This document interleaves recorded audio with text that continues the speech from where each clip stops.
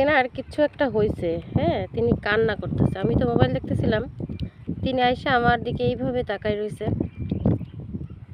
আমি তাকানোর সাথে সাথে সে ঘাস খাওয়া শুরু করছে। আমি তো এক প্রকার ভয় পাইতেছি, যতই মায়া থাকুক না কেন। বোবা প্রাণী, কিছু বলতে পারে না। কাকে কখন ইনসিকিউর ফিল করে তাও জানি না। দেখা গেল এসে গুতা একটা দিয়ে দিছে। অবশ্য আমার এই গুতা খাওয়ার অভিজ্ঞতা আছে। একবার আমি বিএল কলেজে একবার অনার্সে ভর্তি পরীক্ষা দিতে গেছিলাম। তো রেলের পাশে দাঁড়াই আছি, আমার কোথায় সিট পড়ছে। আমি গেছিলাম যে 9 জন বন্ধু ছিল আর আমি একা ছিলাম মেয়ে তাকে ভিতরে। তো ওরা তো খুব দায়িত্ববান, আমাকে রাইখা ওরা হচ্ছে আমার সিট কোথায় পড়ছে তাই দেখতে যাইতে গেছে, কারণ আমার যাতে কোনো ক্ষতি না হয়, কারো কাছে ভিড়ের ভিতরে যে কোনো সমস্যা না হয়। তো যাক সেফ তোলাইছে, ওরা আমাকে দাঁড়া করে রেখে গেছে রেলের কাছে। 10টা-12টা মেয়ে ছিল সেখানে। বাবা আমার দিকে এইভাবে আসিস না, বুঝছিস, আমি ভয় পাইতেছি। তো যতই মন খারাপ কান্নাকাটি করিস না কেন, দূরে যাইয়া কান, আমার কাছে এইভাবে আসিস না। তো আমি একটু ব্যাক ক্যামেরা উল্টানো যায় কিনা,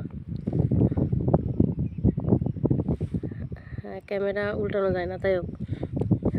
তা এরা তারপরে সেফ প্লেসে রেখে যাওয়ার পর আমি গল্পে ফিরি। কিছুক্ষণ পরে আমি মনে হইলো যে উইরা কিছু তো একটা ধাক্কা দিছে আমারে, মানে বিশাল, মানে জোরে একটা ধাক্কা দিছে। আমি উইরা 10টা মেয়ের সামনে, মানে গার উপরে পড়ছি। 10টা মেয়ের গার উপরে পড়ছি আমি, অন্তত পক্ষে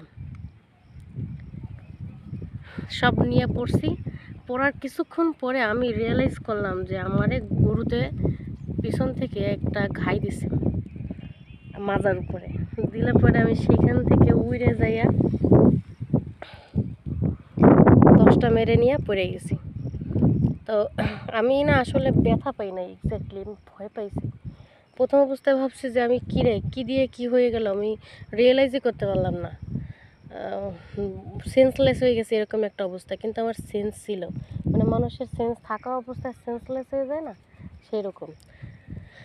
ওই দিনকে আমি পরীক্ষা থেকে দিছি, আমি কিছুই লিখতে পারি নাই, চুপ করে বসেছিলাম। আমি ওইখানে চান্সও পাই নাই। এক গরুর ঘাই খাই আমি জানি না আর বাকি আর 10টা মেয়ের কী হয়েছে। 8টা-10টা মেয়ে তাকে গার উপরে যেয়ে পড়ছি। অবশ্য তখন এত স্বাস্থ্যবান ছিলাম না, মোটামুটি পর্যায়ে, একদম স্বাস্থ্য খারাপও ছিল না। আমি যাকে উপরে পড়ছি সিকনি ফ্যামিলিও ছিল কতগুলো। তো আমি তো চান্স পাই নাই, পরীক্ষাও দিতে পারি নাই ভালোভাবে। তো তখন আমাকে বাসায় গরু ছিল, গরু আমাকে বাদশা নামে একটা বাছুর ছিল, ওরা অনেক আদর করতাম। কিন্তু তারপরও আমি গরু জিনিসটারে এখনও দেখলে ভয় পাই। রাস্তাঘাটে চলি, গ্রামঘাটে, আশপাশ থেকে গরু দেখলে আমি বিলের থাইটে যাই, তাও গরুর পাশে থাইটে যাই না, বা দাঁড়ায় থাকি, একজন লোক আসে গরু সরাই দিতে বলে তারপরে যাই। আজকে ওরা দেখে আমার মায়া লাগলো যে ও কাঁদতেছে কি কোনো একটা কারণে, চোখেতে পানি পড়তেছে না, ওইটা মানে পানি কান্নারই পানি, কোনো একটা কারণ। আমার থেকে করুণ দৃষ্টিতে তাকাইছিল, যে আমি তাকাইছি লজ্জা পেয়ে ঘাস খাওয়া শুরু করছে। আমার কাহিনিটা মনে পড়ে গেল।